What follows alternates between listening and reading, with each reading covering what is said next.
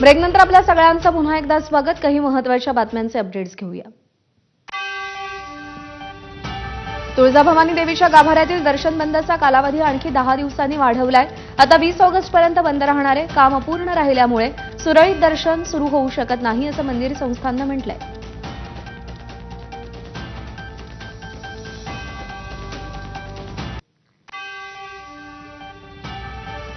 पंढरपुरात विठ्ठलाच्या दर्शनासाठी येणाऱ्या भाविकांना प्रशासनाच्या नियोजन शून्य कारभाराचा चांगलाच फटका बसलाय. पंढरपूरला जाणाऱ्या प्रमुख मार्गावर रेल्वेनं अंडरपासचं काम सुरू केल्यानं 10 दिवस रस्ता बंद ठेवलाय.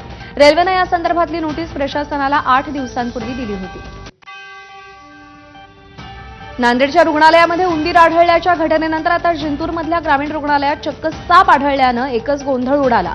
यानंतर काही सजग नागरिकांनी या सापाला बाहेर काढत सगळ्यांना भयमुक्त केलं. मात्र या सगळ्या प्रकारामुळे स्थानिक रुग्णालय प्रशासनाचा ढिसाळ कारभार समोर आलाय. ज्या रुग्णालयामध्ये नागरिक जीव वाचवण्यासाठी येतात त्याच रुग्णालयामध्ये जीव मुठीत घेऊन बसावं लागतंय. धुळ्यामध्ये कृषी उत्पन्न बाजार समितीमध्ये एका पोलीस कर्मचाऱ्यानं गोळी झाडून आत्महत्येचा प्रयत्न केला. या घटनेमध्ये पोलीस कर्मचारी गंभीर जखमी झाले. गोळी झाडण्याचं कारण अद्यापही अस्पष्ट आहे.